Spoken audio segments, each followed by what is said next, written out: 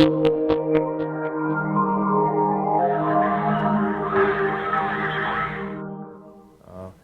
iPhone has been great for.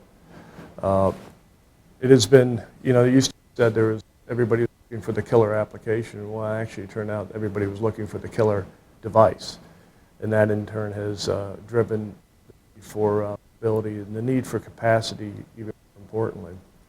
So originally, DAS systems were that provide coverage, but now we're seeing that shifting to providing capacity, to be able to offload the macro networks, to be able to put dense capacity solutions into a specific confined space.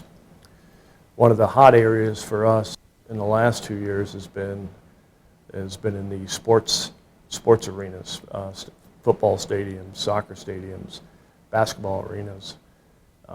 That is the one place where it doesn't seem like you can put enough capacity in those spaces. Today, you have to be incredibly efficient with your spectrum. And blasting it from the outside is just basically, you're providing coverage in the building, but you're also providing unintended radiation in other places. And with CDMA technologies, that is what's signaled to one is interference to another. So that's really been the driver for indoors.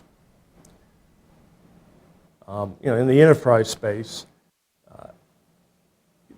what the shifts we're seeing is more of solutions that were put in by an operator for a particular operator. So if in this building, say AT&T or Verizon wants to provide coverage in here for a large number of subs, be an AT&T only or a Verizon only system. What you're seeing now with the enterprise is a much more diversity in terms of providers, whether they have an account with one carrier, they have clients coming in, they have suppliers coming in, and they have people coming in from other locations. So there's a more drive for being able to have total coverage from one operator across all operators in the enterprise, and that's opening up unique situations, particularly for our enterprise group.